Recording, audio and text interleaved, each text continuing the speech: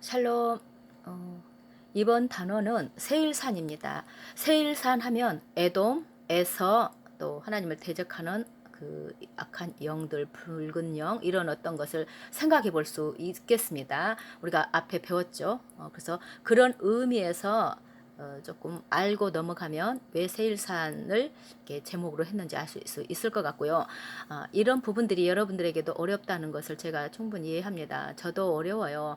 어려운 것을 읽고 하루 종일 파악하고 읽고 여기서 메시지를 소화하고 해서 나누는 것이지, 저도 어려워요. 그래서 충분히 이해를 하는데, 그렇다고 지금 이것은 누구는 겪고 안 겪고 하는 일이 아니기 때문에 얼마만큼 수고하고 준비하느냐에 따라서, 준비가 뭐가 있겠어요? 이것이 준비잖아요. 그래서 준비하느냐에 따라서 이런 것들을 통과할 수도 있고, 남들에게도 이 길을 갈 수 있게 해주시는 그런 역할을 한다는 거죠.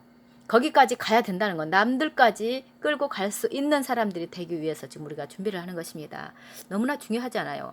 그래서 좀 어렵더라도 같이 보여보는데, 이 단원도 제가 그 글로 보여드리는 것은 좀 시간이 있으신 분들은 보시면서 좀 도움이 되셨으면 하고, 그렇지 않은 분들은 그냥 귀로만 들으시면 이렇게 쫙 내용이 흐르면서 이해하실 수 있도록, 그 정도로 제가 이렇게 신경을 쓰면서 전해드리려고 해요. 그러니까 그렇게 붙잡고 같이 걸으시기를 바랍니다.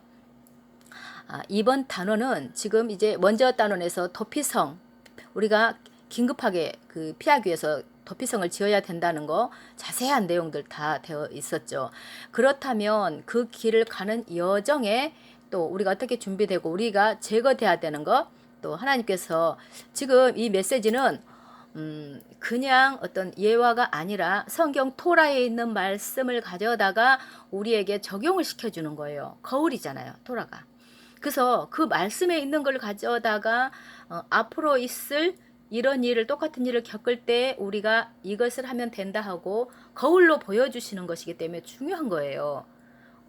이게 그냥 있을 수도 있다, 이게 아니라는 거죠. 그래서 너무나 중요한 메시지이기 때문에 우리가 좀 수고하면서 배웠으면 좋겠고, 여러분들이 준비되기 원합니다. 전체적으로 메시지가 다음에는 다 잡히실 거예요. 자, 그러면 지금 이스라엘이 어떤 상황에서 하나님께 거역하게 되느냐 하면, 정탐꾼 그 사건 있죠. 그 전에 이렇게 시내산에서 토라를 받고 쭉 오다가 세일산 앞 부분에서 이제 가나안 들어가기 직전인데 하나님 앞에 거역하는 장면이 나오잖아요. 전 국민, 전 백성이 다 하나님 앞에 불순종함으로 40년으로 하나님께서 선고를 때리십니다. 그 장면을 보면서 우리에게도 같은 여정을 걷지 말라고 지금 해주시는 거기 때문에 이것이 우리의 어떤 교훈이 된다는 것입니다.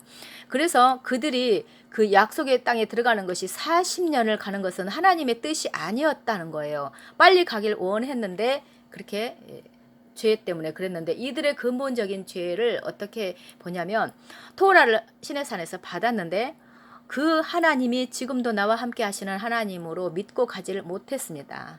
그래서 그 토라의 어떤 말씀의 상황, 언약했던 이런 것에서 벗어나서 이들은 하나님의 감독에서까지 벗어나려고 하고 도망치려고 하는 그런 죄성이 속에 있었다는 거예요.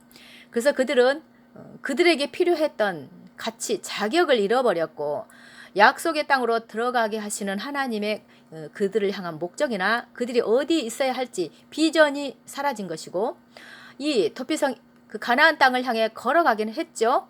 그렇지만 목적이나 신념이 없어진 이런 상태가 됐다는 것입니다. 그런데 여기에서 한 장면을 말씀해 주시는데요. 이것을 간단히 말씀을 드리자면, 민수기가 먼저죠. 민수기에 보면 하나님의 산에서 3일길을 가는 장면이 나옵니다. 여기에서 보면은 하나님의 그 괴와 하나님의 영과 또 구름, 이런 어떤 것으로 같이 가는 상황에서는 엄청나게 속도가 빨리 가게 됩니다. 지점까지. 그랬는데 그 후에 신명기에서 보면은 이제 열하루길이라고 나오는 이런 말씀이 있는데, 이런 말씀들을 여기다 기록해 놓은 이유는 하나님의 그 3일 여정에 대한 어떤 것을 우리에게 이제 알려주시는 의도가 있다는 거예요. 그 3일 길은 어떻게 갔는가 하면, 쉐키나, 하나님의 영광이 괴가 그들을 앞서갔고 그래서 순식간에 그들이 원하는 그곳까지 갈 수 있었다고 우리에게 말씀해 주시면서 우리가 그렇게 갈 수 있는데 돌아갈 수 있다 이것을 알려주시는 것입니다. 가나안 땅으로 하나님께서는 빨리 갈 수 있도록 그토록 하나님께서 분투를 하셨는데도 그 죄 때문에 세일산 근처에서 그 여정을 30년 선고를 받습니다. 자, 그러면 하나님께서 지금 우리에게 이것을 지금의 우리에게 교훈하기를 원하시는데 그들이 세일산 앞에서 그 불순종하기로 결정하기 전까지는 그 걸음이 엄청 빨랐다는 것입니다. 그래서 우리는 이것을 보고 여기에서 그들의 있었던 일을 보면서 교훈을 받고 이해를 할 수 있어야 된다는 거예요. 앞으로 가야 되니까.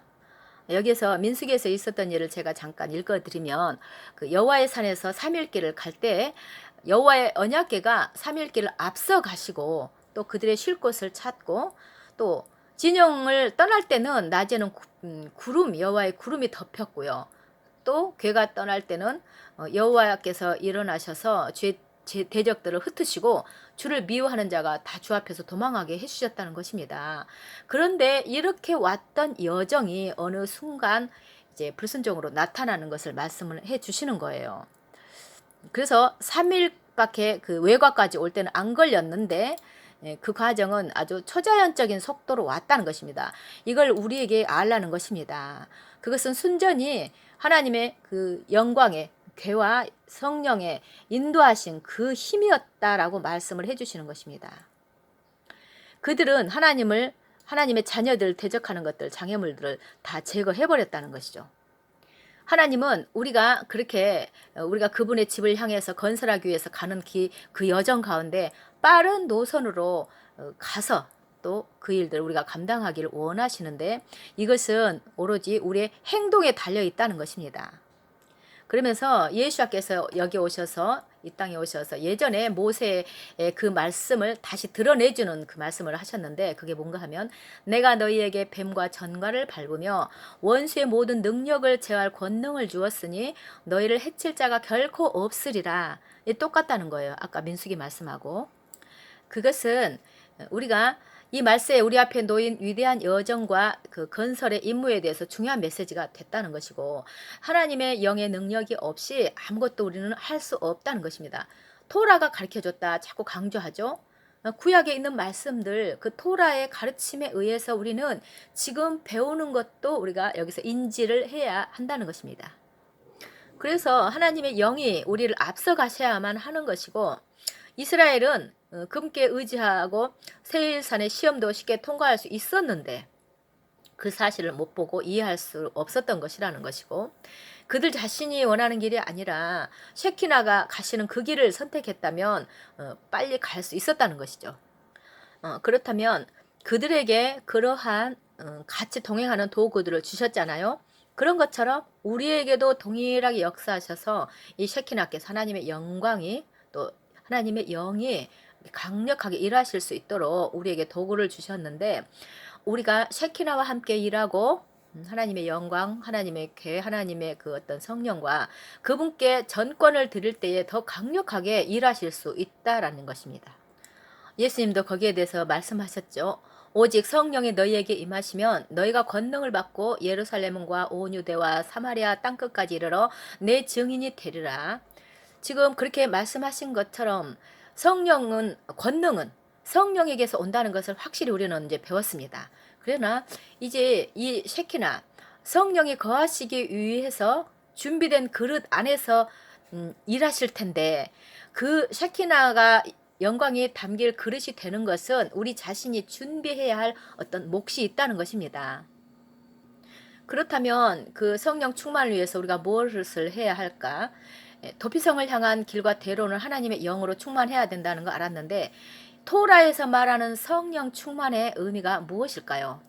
아무도 이해 못하는 방언을 해야만 한다든가 기적과 표적과 이사를 해야 한다든가 그런 것일까 말합니다. 근데 이스라엘 자녀들이 그 엄청난 실패를 한 것은 어떤 이유였는가 하면 그 땅에 대해서 부정적인 평가를 했던 정탐꾼들의 때문만은 아니고 그 내면에 있는 그 백성들의 죄들이 나타나는 것이라는 것입니다. 그들의 계속 반복한 범죄 때문에 내면에 있었잖아요. 자꾸 이렇게 반복했었잖아요. 그것이 거기서 드러난 것이라는 것이죠. 여기에서 한 이제 신명기 1장 26절을 보면은 너희가 올라가기를 원치 아니하고 너희 하나님 여호와의 명령을 거역했다.